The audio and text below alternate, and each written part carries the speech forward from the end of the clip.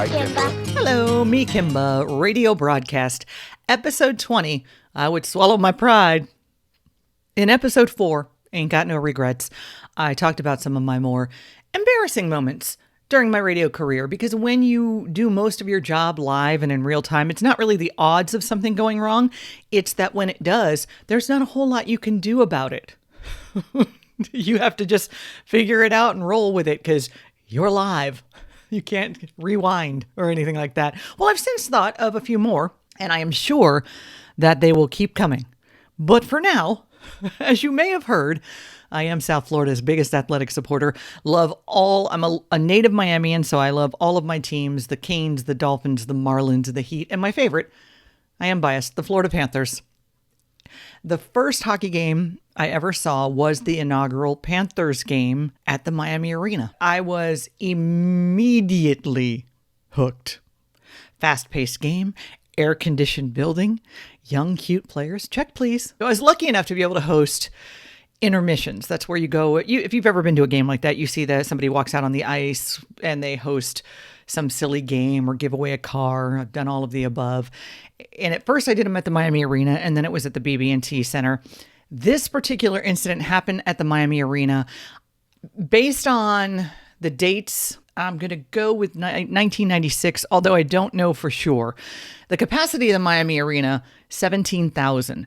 The Panthers enjoyed a healthy audience at that time. So there could have been anywhere from 10,000, give or take, in the stands during an intermission for the ones who didn't go out and get the beer. Although you guys missed it. So I'm making whatever announcements that I'm making. One of the ice dudes, now they have the ice cats, the girls that dance around and throw out the t-shirts. But at the time, it was just a couple guys that did it. I want to say his name's Rob. I should remember, but I don't. But we'll call him Rob, just to have a name. He is near the opposite end of the ice. I'm not quite all the way on the opposite end. I'm kind of near where I'm going in and out to go backstage. And I'm standing there doing my announcements, and he comes running toward me. He jumps down to his knees and starts sliding at me. I'm fully expecting that before he gets to me, he's going to go around me. Now, before you say, oh, well, Kimba, he's on ice, he can't steer, let me reiterate that I am a native Miamian. I didn't even see snow until I was in my 20s, so I don't know from ice. And if you've gathered that I did not move out of the way, by the time I realized that he wasn't veering to either side of me, it was too late. So he's sliding on his knees. I'm standing there with a microphone, and he basically hits me below the knees and sends me airborne. Because, he's going at a clip. So I go airborne. I hear the collective of the tens of thousands of people possibly watching this. And then all I keep thinking is, I've got to keep my hand, the grip around the microphone, because I don't want the microphone to go flying and break that. Show must go on, right? I don't want to break the equipment. So I've got my hand around the microphone. And when I come down, I figure my hand will hit instead of the mic. But you could still hear when I came down the dull thud of the microphone as we all came to earth. I jumped up pretty quick and did the whole, hey, what do you know? I'm okay. And you can hear everybody laughing and everything. As I'm walking into that opening, into the backstage, which, by the way, that opening is called a vomitory, just so you know. Something made me look down at my index finger. And as I bent my index finger, I noticed that it was split wide open. So when I came down on the ice, apparently my index finger knuckle popped the ice and just split it wide open. It wasn't a bloody mess. It was just split open. The team doctors, for insurance reasons or whatever, were not allowed to look at it, but they certainly did laugh. If you've never seen a mascot in hysterics, because his face is kind of fixed, but he was doubled over in hysterics at this. And then Rob made his way back there, and he said to me, the conversation went sort of like, why didn't you move? I said, I thought you were going to move. He said, I can't move. I'm sliding on ice. I said, I didn't know that. Lesson learned. I figured that one out. We were all pretty much laughing about it, probably except for Panthers management, because they were wondering, hey, is there going to be a lawsuit in the works? In any case, went over to Jackson Memorial Hospital, which was right near the arena, and proceeded to get 3 stitches to close up my index finger. And then this was unexpected, But for Valentine's Day, they invited me back to the Valentine's Day game and had me do the intermission so that Rob could come sliding at me again, this time though over to the side of me, and present me with a bouquet of roses. I really wish there was video of it. If there is, I've never seen it and no one's ever provided it, but I'd love to see it. That had to be hysterical. Yeah. Another facepalm moment, 1990. I was sent to LA for the Halloween haunt. I know I've mentioned this gig in prior casts because it was my first really foray into live broadcasts and interviews. I'd never done any interviews, and then I was doing several. It could be musicians, it could be actors. It was a hodgepodge, if I may use a technical term. One of the guys that I got to interview was Charles Fleischer. He was the voice of Roger Rabbit. He's a stand-up comedian, and this may fall under the category of fastest embarrassing flub by me. I think you'll hear it right away. Kimba, 10 Side Cheesy Street, Universal Studios, Hollywood, for Monster Madness Halloween Haunt. Now, sitting next to me, a guy who gives me multiple chuckles, and I can't say that about every guy that sits next to me. Very funny, the voice of Roger Rabbit, Charles Fleischman. Fleischer. It's okay. Fleischer? My name is Fleischer, but let me point out why she said that. Fleischer. I had given her so many multiple chuckles that the element of conversation which controls the brain was out-chuckled. It was chucked up. She was up-chuckling. And she said my name wrong because her name is Kimba. And quite frankly, when you have a name that can be used in the jungle, it's easy to remember names like Humbalo, Quito, Kibro, Jaguar. But a name like Fleischer, it's not a jungle name, Kimba. And sitting next to me, I was getting the heat was turning me into butter, like melting butter, Fleischman. Ooh, this is going to be a theme show, I have that feeling. But I feel for lots of things. And speaking of things... Bet you do. Ooh, Kimba. Kimbaya, my love, Kimbaya. Kimba's... Okay, Kimba. Okay. So anyways, we were talking about your facility for abstract thinking when we were interrupted by a horrific-looking lion that just pranced across the studio here. Harry, too. Harry, too. Harry hasn't even thought about it yet. So we're in South Florida. Yes, so we are. Make sure you use a sunscreen. What number? Oh, number 9. 9 sunscreen? Number 9. Number 9. And you were a sweat hog. I was on Welcome Back, Kotter. Yeah, I played Cavelli for a couple of years. Yeah, that was an exciting show. Would you like to sing the peanut butter song? Wow, you know peanut butter and jelly. You are, Kimba.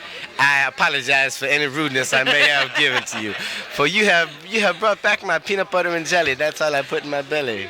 I'm a peanut butter and jelly kind of guy. Peanut butter and jelly on rye. That was it. I can't believe it. That was like one of my first publishing tunes. Now, we were on the Universal tour, and they were talking about the talking mule. Yes? And they said what they did to get him to look like he was talking was put peanut butter on the roof of his mouth, and he'd start licking it off. That's just what they tell is that you. What you did on, it was electric shock, honey. Electric shock. You think they're going to tell the people, well, Francis the mule, we put electrodes where he... Well, anyways, your mouth would move funny too, boy. The mule was screaming mule. He was just screaming. Then they play it backwards, looked like he was talking. And the way they made Flipper, you don't even want to hear about that. I'm scared. So, do you like movies about gladiators? I like movies that are Roman, but I don't always like them about dictators. But gladiators and pontificators, as well as highbrow waiters and spoon-fed gators. And multiplex demodulators. Ooh, talk to me, Kimba. Multiplex demodulators. She said it. I knew it. She'd say it. Look, in my diary here, Kimba will say extra modulators at some time during the interview. I think we've won something valuable. Tell us about it, Ed. That's right, Francis. It's a 1945 Kimba Gyrator. With mucoid injectors and fuel bypass organization skills. Kimba. Talk to me some more like that. I can big breathe boy. on. I find the flower of ancient truth swollen and long like fruit from the tree. And they'll still think that might be one of my favorite interviews. Thankfully, I was smart enough or scared enough just to let him go. Just to finally shut up and let him roll with it. This next one is more of an embarrassing encounter. I was with some very good friends of mine, Julie and Jack, and their young son. This had to be early 90s. We were in South Miami. We were passing by this restaurant and bar, and they had this A-frame touting that my station was going to be there for an appearance. And it wasn't going to be me. It was going to be a colleague of mine. But Jack, thinking he's funny, there's a hostess standing just inside the doorway, and he goes in and he says, wow, Zeta's going to be there? Is Kimba going to be there? You know, I'm standing right next to him and he's doing all that. And the hostess is looking at him like, oh, I don't know. That's above my pay grade is kind of what she was doing. Well, as we're walking out, this guy comes up to Jack. He overheard and he said, you were asking about Kimba?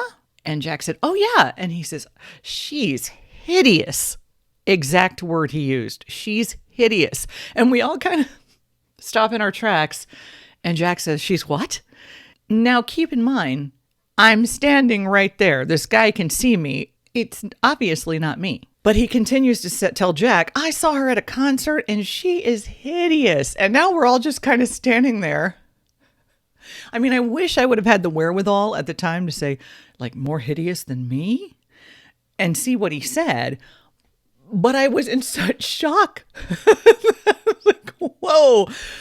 And I'm holding Jack and Julie's son. So Jack says, I'm going to give you one more chance to really think about what you're saying. Are you sure, you saw her? Are you sure you want to call her hideous? And he's really given the guy ample opportunity to realize something might be at play here.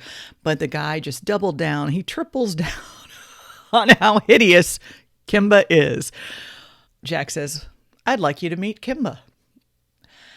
And this guy turned all kinds of embarrassed.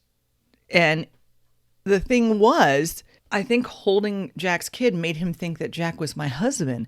So he was so over the top apologetic to Jack. I'm sorry, man. I'm sorry. Not to me, but I'm sorry, sir. I didn't mean to call her hideous.